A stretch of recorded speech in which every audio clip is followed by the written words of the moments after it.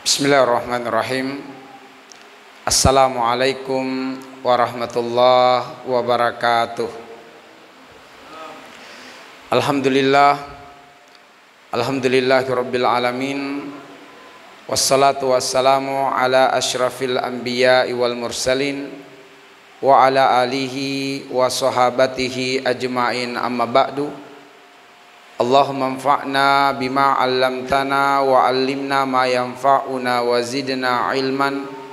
Walhamdulillah ala kulli hal wa na'udzubillah min hali ahlin nar. Ikhwatal iman wal akhwat fillah, azanillahu wa iyyakum ajmain. Senantiasa kita berharap dan terus berdoa kepada Allah Subhanahu wa taala. Semoga Allah Subhanahu wa taala memberikan keberkahan pada pertambahan usia kita semua dari hari ke hari. Semoga dengan bertambahnya usia bertambah pula ilmu, bertambah pula amal soleh, dan bertambah dekat dengan Allah Subhanahu wa taala. Semoga Allah memberikan keberkahan terhadap apa yang Allah rezekikan. Semoga dosa, kesalahan, kehilafan dan kealpaan kita mendapatkan ampunan dari Allah Subhanahu wa taala. Semoga Allah merezekikan kita menutup usia dalam keadaan husnul khotimah, dan semoga kita semua dikumpulkan di tempat terbaik di akhirat, di dalam surga Allah Subhanahu wa taala. Ikhwatal iman wal akhwat fillah, azanillahu wa iyyakum. Pada kesempatan yang sangat berbahagia ini, bersama-sama kita akan mengambil pelajaran dengan mentadaburi surah yang oleh kita telah terhafalkan dengan baik, yaitu surah Al-Kautsar. Bunyi ayatnya Allah berfirman, Inna a'tainakal kautsar fasalli lirabbika wanhar inna syani'aka huwal abtar. Artinya, Inna a'tainakal kautsar, sesungguhnya kami, kata Allah, telah memberikan kepadamu nikmat yang sangat banyak, nikmat yang sangat berlimpah. Fasolli li rabbika, maka solatlah engkau karena Tuhanmu. Wanhar, dan berkurbanlah. Inna syani'aka huwal abtar, sungguh orang yang mencelamu, orang yang tidak meridhoi perbuatanmu, merekalah orang-orang yang terputus kebaikannya. Baik, ikhwatal iman, pada ayat yang pertama Allah Subhanahu wa taala mengingatkan kita semua akan nikmatnya yang sangat banyak dan sangat berlimpah. Meskipun al-mukhatab atau yang diajak berbicara di dalam ayat ini adalah baginda Nabi sallallahu alaihi wasallam, akan tetapi pelajaran di dalam ayat itu berdasarkan keumuman lafaz. Sebagaimana perkataan para ulama, al-ibrah fi umumil lafzi la fi khususis sabab. Pelajaran di dalam ayat Al-Quran itu adalah berdasarkan keumuman lafaz, bukan berdasarkan kekhususan sebab. Sebab kalau kekhususannya, maka al-mukhatab di dalam ayat ini adalah baginda Nabi sallallahu alaihi wasallam. Tapi keumumannya adalah supaya kita merasa tatkala kita membaca surah yang mulia ini, kita merasa kita sedang diajak bicara oleh Allah Subhanahu wa taala. Inna a'tainakal kautsar, sesungguhnya kami telah memberikan kepada engkau wahai hamba kami al-kautsar, nikmat yang sangat banyak, nikmat yang sangat berlimpah. Allah mengingatkan kita semua bahwa Allah telah memberikan kepada kita nikmat yang sangat banyak, nikmat yang sangat berlimpah. Saking banyaknya dan saking berlimpahnya nikmat yang Allah berikan kepada kita, maka nikmat Allah itu tak dapat dicatat dan tak dapat dihitung.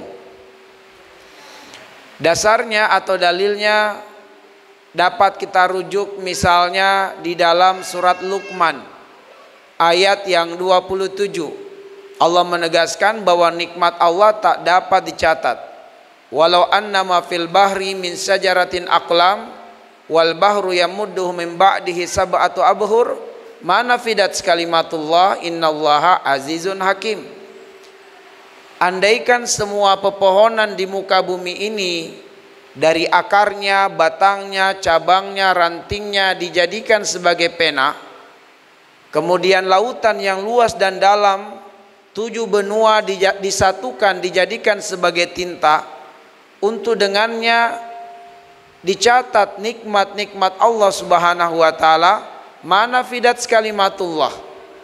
Imam Al-Qurtubi menafsirkan, mana fidat kalimatullah, tidak akan habis tercatat nikmat-nikmat Allah Subhanahu wa taala, saking banyaknya nikmat Allah. Jangankan dicatat, bahkan dihitung pun kita tak akan pernah mampu. Allah tegaskan di dalam 2 ayat, di surat Ibrahim ayat 34 dan di surat An-Nahl ayat yang ke-18. Wa in ta'uddu nikmatallah la tuhsuha. Andaikan kalian berusaha untuk merekap, menghitung, mentotal nikmat yang Allah berikan kepada kalian, la tuhsuha, kalian tidak akan pernah sanggup menghitungnya, saking banyaknya nikmat yang Allah berikan kepada kita. Ikhwatal iman ahibazani Allah wa iyyakum. 1 menit yang lalu sudah berapa kali mata kita berkedap-kedip? Ada yang sudah hitung 1 menit yang lalu berapa kali mata kita berkedap-kedip? Enggak usah kemudian kita menghitungnya sejak lahir sampai sekarang, atau sejak bangun tidur hingga detik ini. 1 menit yang lalu saja sudah berapa kali mata kita berkedap-kedip? Sadarkah kita bahwa kedipan mata ini merupakan nikmat yang harus kita syukuri, ikhwatal iman? Kedipan mata. Setengah menit yang lalu sudah berapa volume udara Allah yang telah kita hirup dalam keadaan gratis? Ada yang menghitungnya, ada yang mencatatnya. Tak usahlah kemudian sejak terlahir hingga detik hari ini, atau sejak bangun tidur hingga saat ini, setengah menit yang lalu sudah berapa volume udara Allah yang telah kita hirup dalam keadaan gratis.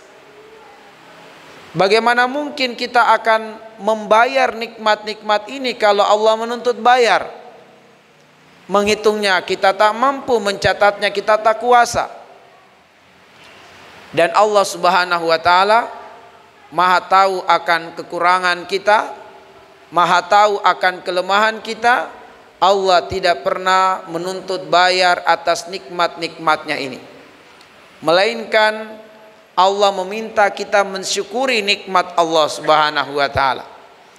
Yang apabila kita mensyukuri nikmat Allah, nikmat itu akan ditambah lagi.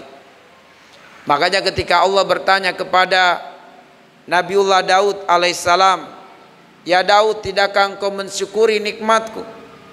Maka Nabiullah Daud alaihissalam bertanya kepada Allah, kaifa ashkuruka, bagaimana aku mensyukuri nikmatmu wahai Rabbku, sementara syukri ala nikmatika, syukurku atas nikmatmu, yahtaju ila syukri kadzalik, syukurku atas nikmatmu juga membutuhkan kesyukuran yang lain. Bahwa ternyata mensyukuri nikmat Allah juga merupakan nikmat tersendiri yang juga membutuhkan syukur lagi. Bagaimana aku bisa mensyukuri nikmatmu? Syukurku saja atas nikmatmu juga merupakan nikmat yang harus disyukuri lagi. Bahkan kemampuan kita mensyukuri nikmat Allah adalah nikmat yang lebih baik daripada nikmat-nikmat duniawi yang Allah berikan kepada kita. Allah sebutkan di dalam surat Yunus, Allah mengatakan, qul bi fadlillahi wa bi rahmatihi fabidzalika falyafrahu huwa khairum mimma yajma'un. Ayat yang ke-58. Kul, katakanlah, bifadlillahi wa birahmatih, dengan karunia Allah dan juga rahmatnya. Di antara makna tafsirnya adalah kemudahan di dalam berzikir, di dalam bersyukur, di dalam beribadah kepada Allah. Itu adalah keutamaan yang Allah berikan. Itu adalah rahmat yang Allah berikan. Kul bifadlillahi wa birahmatihi fabidzalika falyafrahu. Hendaklah dia bergembira dengan karunia Allah kepadanya, berupa kemampuan untuk bisa berzikir, bersyukur dan beribadah kepada Allah. Kenapa? Huwa khairum mimma yajma'un. Karena ternyata karunia Allah dan rahmat Allah yang membuat kita mudah menjalankan ibadah dan ketaatan itu lebih bernilai dari semua kekayaan dunia yang dikumpulkan oleh manusia. Makanya syukur kita kepada Allah atas nikmatnya juga merupakan nikmat yang harus disyukuri. Maka ihwatal iman ahibazani Allah wa iyyakum, maka nikmat Allah tidak bertepi, tak dapat dicatat dan tak dapat dihitung. Namun kita dituntut untuk mensyukuri nikmat Allah Subhanahu wa taala. Lalu pertanyaannya, bagaimanakah cara kita mensyukuri nikmat Allah Subhanahu wa taala? Bagaimanakah cara kita mengimplementasikan nilai-nilai kesyukuran kepada Allah Subhanahu wa taala? Imam As-Sa'di rahimahullah ta'ala dalam tafsirnya mengatakan bahwa di dalam surah Al-Kautsar Allah memberikan kita petunjuk untuk mensyukuri nikmat Allah Subhanahu wa ta'ala yang sangat banyak dan sangat berlimpah itu. Sehingga kata beliau, sesiapa yang merasa bahwa dia patut dan layak untuk mensyukuri nikmat Allah Subhanahu wa ta'ala, maka hendaknya dia memperhatikan kelanjutan dari surat Al-Kautsar tersebut, yaitu dia melanjutkan ayat yang kedua setelah ayat yang pertama. Allah tegaskan, kami telah memberikan nikmat kepada engkau dengan nikmat yang sangat banyak dan berlimpah. Perhatikan kelanjutan ayatnya, sebab itulah cara untuk mensyukuri nikmat Allah. Kata Imam As-Sa'di rahimahullahu ta'ala, yaitu fasholli li rabbika wanhar. Kalau kamu benar-benar ingin berterima kasih kepada Allah, ingin mensyukuri nikmat Allah Subhanahu wa taala, maka yang pertama fasholli li rabbika, salatlah kamu karena Tuhanmu, salatlah kamu karena Allah. Yang kedua wanhar, dan berkurbanlah, dan berkurbanlah di hari kurban. Nah, ikhwatal iman ahibazani Allah wa iyyakum ajmain, fasholli li rabbik, salatlah kamu karena Tuhanmu. Maka salat adalah sebesar-besar wasilah untuk mensyukuri nikmat Allah Subhanahu wa taala, atau alasan yang sangat mendasar kenapa kita harus memperhatikan dan menjaga sholat 5 waktu adalah karena sholat 5 waktu menjadi wasilah untuk mensyukuri nikmat Allah.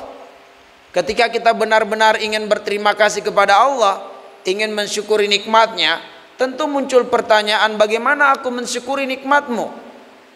Maka Allah memberitahukan kepada kita, kalau kamu ingin mensyukuri nikmatku, fasholli li rabbik, maka sholatlah kamu karena Tuhanmu, yaitu karena Allah yang telah memberikan nikmat kepadamu. Fasholli li rabbik, salatlah kamu karena Robmu. Apa arti daripada Rob? Arti dari Rob yaitu penggabungan dua nama Allah, yaitu Allah sebagai Al-Khaliq dan Allah sebagai Al-Hafiz. Sebagaimana firman Allah di dalam surat Toha di ayat yang ke-50 dan di ayat yang ke-51. Ketika di ayat ke-49 Fir'aun bertanya kepada Musa, "Faman rabbukuma ya Musa?" Siapakah Tuhanmu berdua wahai Musa? Musa mendefinisikan arti Rabb seraya memberitahukan atau mengajari Fir'aun siapakah Robnya. Qala, maka berkatalah Musa, Rabbuna alladzi a'ta kulla syai'in khalqa summa hada. Tuhan kami adalah yang menciptakan segala sesuatu dan memeliharanya. Jadi arti daripada Rob penggabungan dua nama Allah. Allah sebagai Al-Khaliq dan Allah sebagai Al-Hafiz.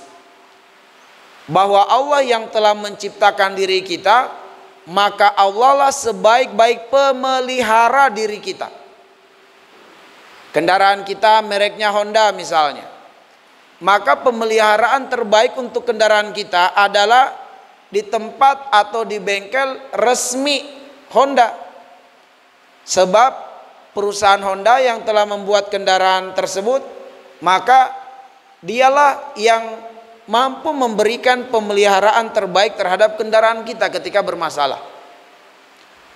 Demikian pula jika kendaraan kita mereknya yang lain, maka datangilah bengkel resminya, sebab pemeliharaan terbaik untuk kendaraan kita adalah yang perusahaan yang telah membuat kendaraan tersebut.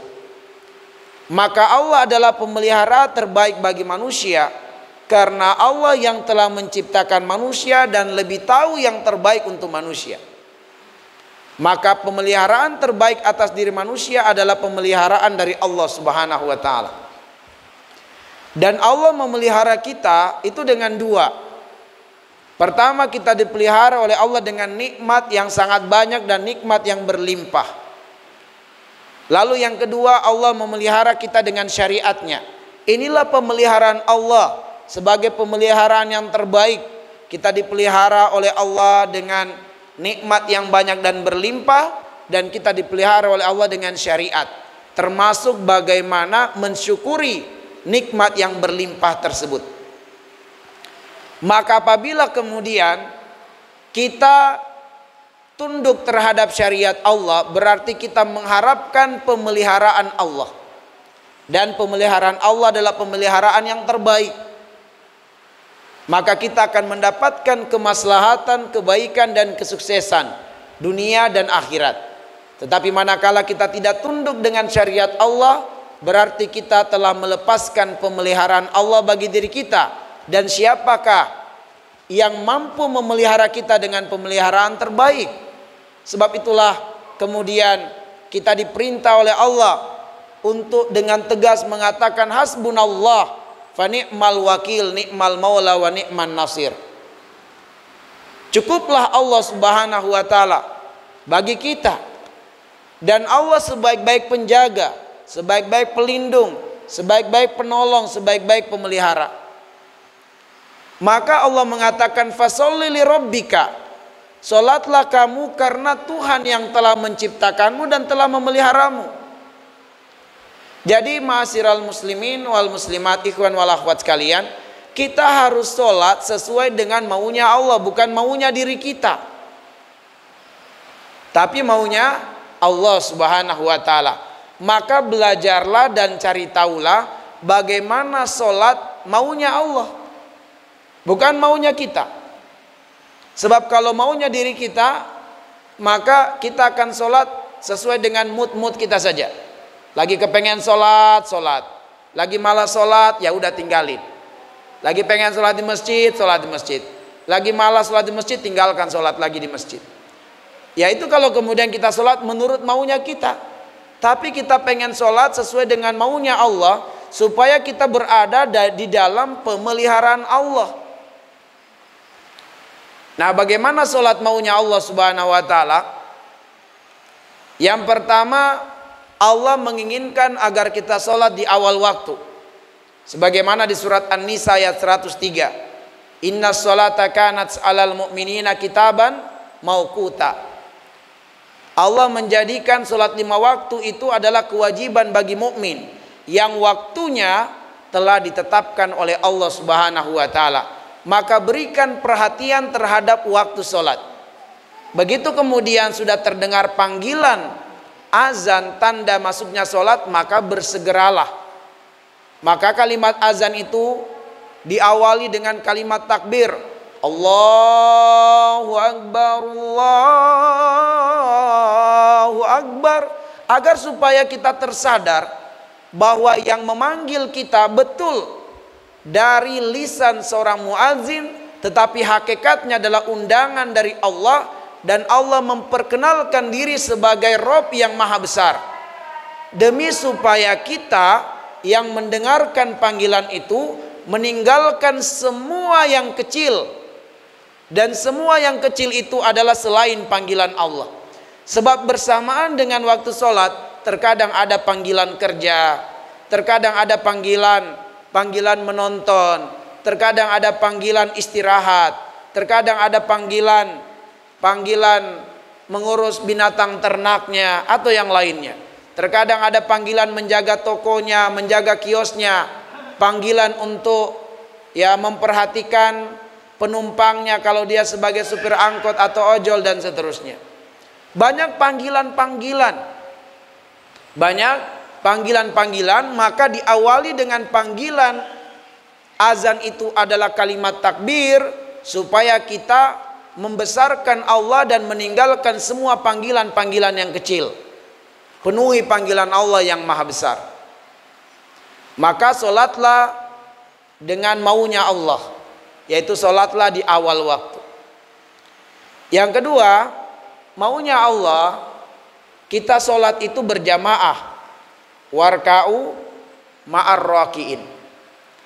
Solatlah bersama dengan orang-orang yang ruku, yaitu solatlah secara berjamaah. Itu maunya Allah subhanahu wa ta'ala. Maunya Allah, kita solat itu di masjid. Innama ya'muru masajidallah man amana billahi wal yawmil akhir. Sebab yang hanya diakui benar-benar beriman kepada Allah dan benar-benar beriman kepada hari akhir adalah yang memakmurkan rumah Allah subhanahu wa ta'ala. Itu maunya Allah di surat At-Taubah ayat 18. Maunya Allah, kita sholat dalam keadaan khusyuk. Wasta'inu bisabri wassalah. Wa innaha lakabiratun illa alal khashiin. Alladzina yazunnuna annahum mulaqu rabbihim wa annahum ilaihi raji'un. Itu maunya Allah. Ayat 45-46 surat Al-Baqarah.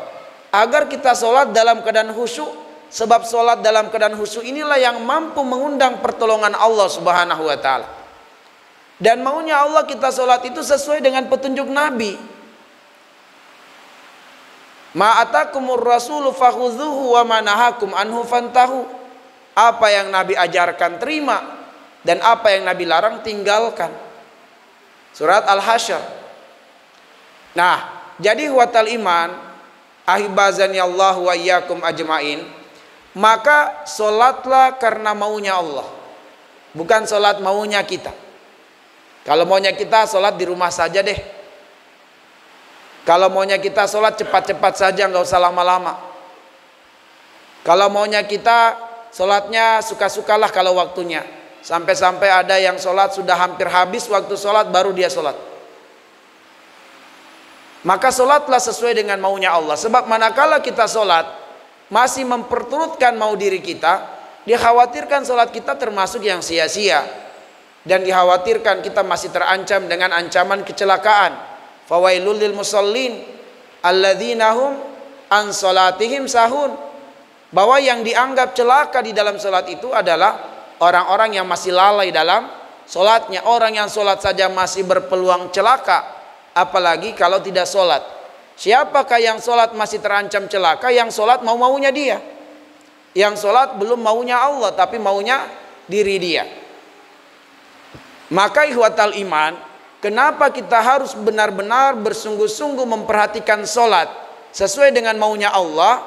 Karena sesiapa yang menjaga sholat karena Allah, pertama, dia telah mensyukuri nikmat yang Allah berikan kepadanya.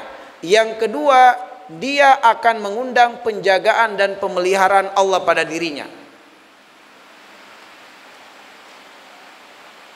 Lalu kemudian Allah mengatakan wanhar, dan berkurbanlah. Dan berkurbanlah. Kalau kemudian solat itu merupakan khairul maudu, sebaik-baik perintah Allah subhanahu wa ta'ala, Maka sholat di dalam konteks surah yang mulia ini adalah wasilah untuk mensyukuri nikmat lahiriah dan nikmat batiniyah. Sebab sholat merupakan ibadah yang menggabungkan lahiriah dan batiniyah. Maka sebesar-besar wasilah mensyukuri nikmat lahiriah dan nikmat batiniyah adalah dengan memperhatikan dan menjaga sholat 5 waktu sesuai dengan maunya Allah. Maka kurban merupakan seutama-utama wasilah mensyukuri nikmat finansial, nikmat harta, nikmat pekerjaan. Sehingga kita mensyukuri nikmat Allah itu mencakup semua potensi-potensi hidup kita, baik lahiriah atau batiniyah. Semua potensi keduniaan harus dikerahkan dan diarahkan untuk takarrub kepada Allah, mendekatkan diri kepada Allah. Sebagaimana firman-Nya di dalam surat Al-Maidah ayat 35. Ya ayyuhalladzina amanu taqullaha wabtagu ilaihil wasilah. Wahai orang yang beriman, bertakwalah kepada Allah, wabtagu ilaihil wasilah. Ambil wasilah untuk semakin dekat kepada Allah. Ambil wasilah untuk menuju Allah Subhanahu wa taala. Maka wanhar, berkurban merupakan sebaik-baiknya ibadah harta. Sebaik-baiknya ibadah harta. Dan sebagai tanda syukur kita terhadap nikmat harta, nikmat pekerjaan, yaitu berkurban di hari kurban. Dan ikhwatal iman, di dalam berkurban jangan hitung-hitungan dengan Allah. Persembahkan yang terbaik sesuai dengan kemampuan kita. Wajahidu fillahi haqqa jihadi. Dalam ketaatan kepada Allah berikan yang paling terbaik, yang paling maksimal. Dan yang paling maksimal itu sesuai dengan kemampuan kita. Fattaqullaha mastata'tum. Dan kita bisa mengukur kemampuan kita. Kalau kita mampu berkurban dengan seekor sapi, kenapa mesti berserikat dengan 7 orang?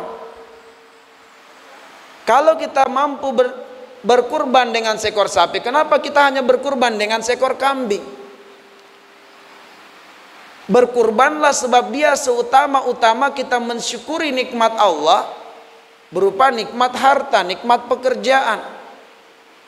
Beri yang paling terbaik, sebab kedua kita teladan kita Nabiullah Ibrahim alaihissalam telah menunjukkan kepada Allah persembahan kurban yang paling terbaik, yaitu putranya Ismail alaihissalam, yang diabadikan di dalam surat As-Saffat dari ayat 99 sampai ayat 111. Ketika kemudian Nabiullah Ibrahim berkata kepada putranya Ismail, "Ya bunayya ini ara fil manam anni azbahuka fanzur madza tara." Wahai putraku Ismail, sungguh aku telah mendapatkan perintah dari Allah melalui mimpi bahwasanya aku menyembelih engkau. Fanzur madza tara. Bagaimanakah pandanganmu wahai anakku? Lalu kemudian jawaban Ismail, "Ya abatif al matu'mar satajiduni insyaallahu minas sabirin." Wahai ayahku, lakukan apa yang Allah perintahkan kepadamu. Niscaya engkau akan mendapatiku termasuk yang bersabar. Aku tidak akan berontak, aku tidak akan lari, aku tidak akan berteriak, tapi engkau akan mendapatiku sabar, menerima ketentuan Allah Subhanahu wa taala. Falamma aslama wa tallahu lil jabin. Tatkala kemudian mereka berdua telah pasrah total kepada apa yang dimaui oleh Allah Subhanahu wa taala. Tatkala keduanya telah pasrah total dengan syariat Allah, dengan takdir Allah Subhanahu wa taala.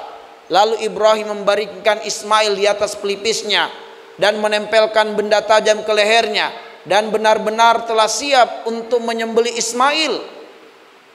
Ketika dalam persangkaannya dia telah benar-benar menyembelih leher Ismail, wa nadainahu ayya Ibrahim qad saddaqtar ru'ya inna kadzalika najzil muhsinin, kata Allah. Wahai Ibrahim, kamu telah membenarkan janji. Kamu telah membenarkan janji. Engkau telah membenarkan mimpi. Engkau telah membenarkan perintah itu. Engkau telah membuktikan kecintaanmu kepada Allah. Dan kami tidak akan menyia-nyiakan perbuatan orang-orang yang muhsinin, yaitu orang-orang yang berbuat kebaikan dengan cara yang terbaik. Ketika Allah mengatakan inna kadzalika najzil muhsinin, sungguh demikianlah kami memberikan balasan kepada muhsinin dalam bentuk jamak, bahwa balasan terbaik akan Allah berikan bukan hanya kepada Ibrahim saja, tetapi siapa yang meneladaninya dalam memberikan persembahan terbaik untuk Allah, dia akan mendapatkan balasan terbaik dari Allah. Sebab itulah muhsin adalah orang-orang yang mempersembahkan kebaikan dengan cara yang paling terbaik. Maka jangan hitung-hitungan dengan Allah. Inna hadza lahuwal balaul mubin. Ini ujian yang nyata. Kita diuji apakah kita lebih mencintai harta kita ataukah kita mencintai syariat Allah. Allah tidak meminta kita menyembelih putra-putri kita. Allah hanya meminta kita menyembelih hewan kurban. Lihatlah bagaimana kemudian urutan kecintaan itu.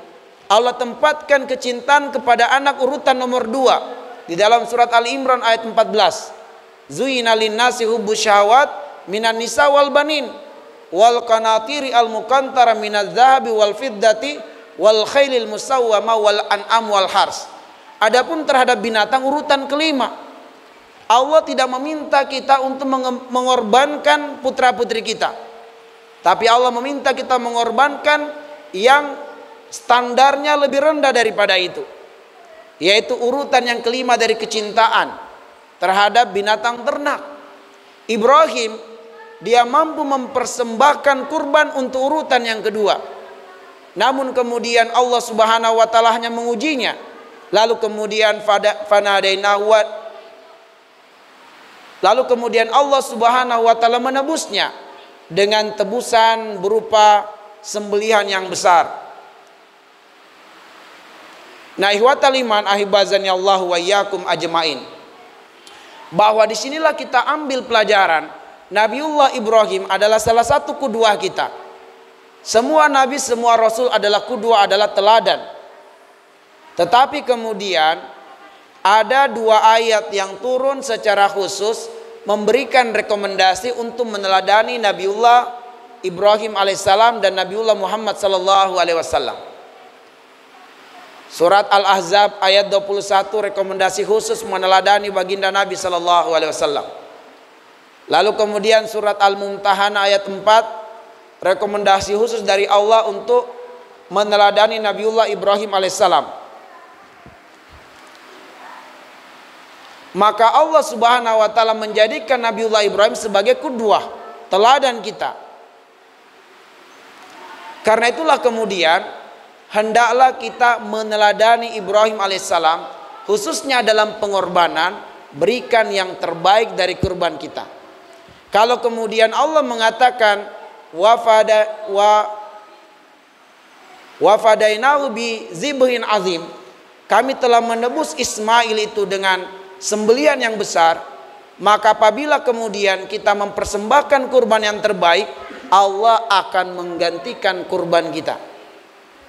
Dengan apa? Dengan jalan-jalan rezeki yang semakin dibuka dan diluaskan oleh Allah Subhanahu wa taala. Sebab setiap kali kita menginfakkan harta kita di jalan Allah, Allah pasti menggantinya. Allah pasti menggantinya. Allah mengatakan wa ma anfaqtum min syai'in fahuwa yukhlifu. Apapun yang kamu infakkan Allah pasti ganti, dan penggantian Allah lebih dahsyat daripada apa yang kita infakkan. Allah katakan di dalam surat At-Taghabun ayat 17,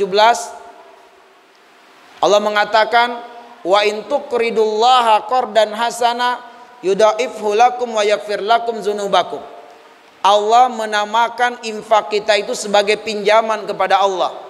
Maksudnya adalah Allah menjaminkan, Allah pasti mengganti, karena Allah menamakan itu pinjaman kepada Allah. Allah sebagai peminjam, padahal ini nikmat dari Allah, rezeki dari Allah harta itu. Namun Allah pengen memuliakan orang-orang yang telah dititipkan harta, lalu dia menginfakkan harta di jalan yang Allah ridhoi, maka Allah menamakan itu adalah pinjaman kepada Allah. Apabila engkau memberikan pinjaman kepada Allah, intukridullaha qardan hasana, dengan pinjaman terbaik.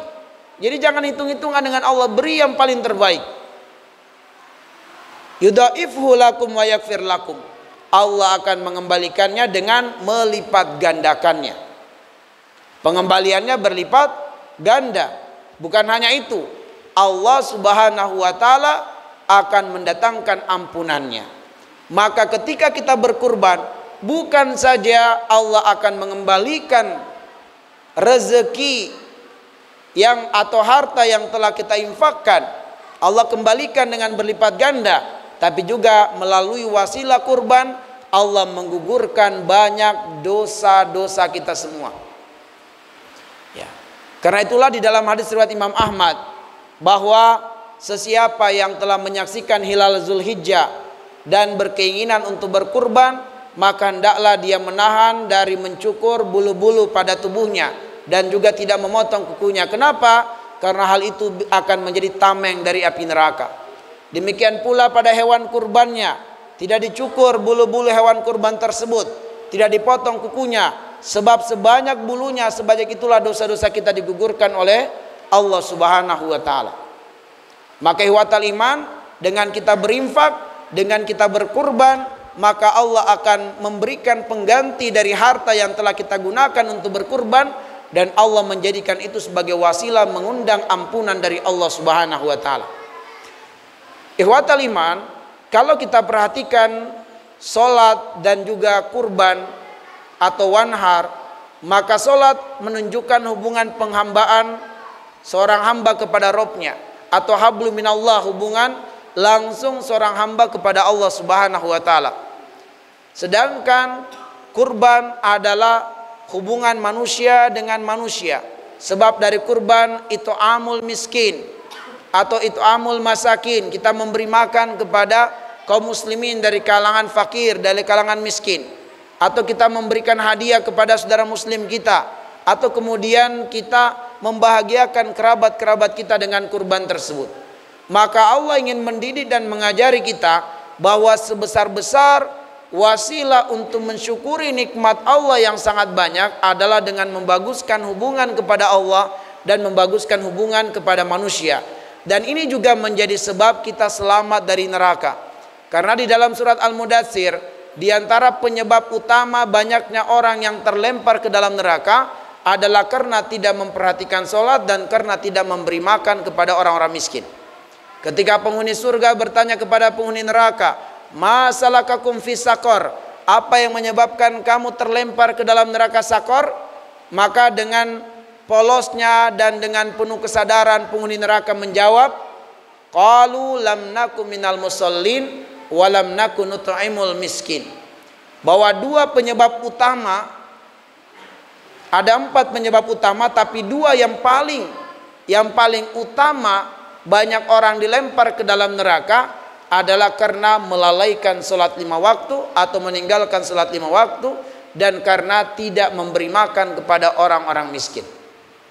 Karena itulah ihwatal iman ahibazani Allah wa iyyakum, kita dalam upaya mensyukuri nikmat Allah yang sangat banyak, perhatikan sholat 5 waktu, sebab itulah makna umumnya, dan makna khususnya adalah menjaga atau melaksanakan sholat Idul Adha, lalu kemudian berkurban di hari kurban. Inna syani'aka huwal abtar. Adapun orang yang tidak ridho dengan amalan yang kita lakukan berupa ketundukan terhadap syariat sholat dan kemudian berkurban di hari kurban, maka merekalah orang-orang yang kebaikannya terputus. Sebab ada juga di kalangan liberal yang kemudian menulis dalam sejumlah status-status mereka di jejaring sosial media, mereka mengatakan umat Islam akan mempertontonkan perbuatan mereka yang tidak berperi kebinatangan beberapa hari ke depan. Dianggap dengan berkurban itu kita tidak berperi kebinatangan. Padahal kurban adalah syariat dari Allah Subhanahu wa taala, maka orang yang mencela amalan kebaikan yang dilakukan oleh kaum muslimin, merekalah yang kebaikannya terputus. Semoga Allah Subhanahu wa taala memuliakan kita dengan Islam, memberikan kita taufik untuk senantiasa mensyukuri nikmat Allah Subhanahu wa taala. Kita ditolong oleh Allah untuk selalu berzikir, selalu bersyukur, dan selalu beribadah kepadanya. Nasallallahu ayyaj'alana minal ladzina yastami'una al-qawla wa yattabi'una ahsana. Subhanakallahumma bihamdik asyhadu an la ilaha illa anta astaghfiruka wa atubu ilaik. Assalamualaikum warahmatullahi wabarakatuh.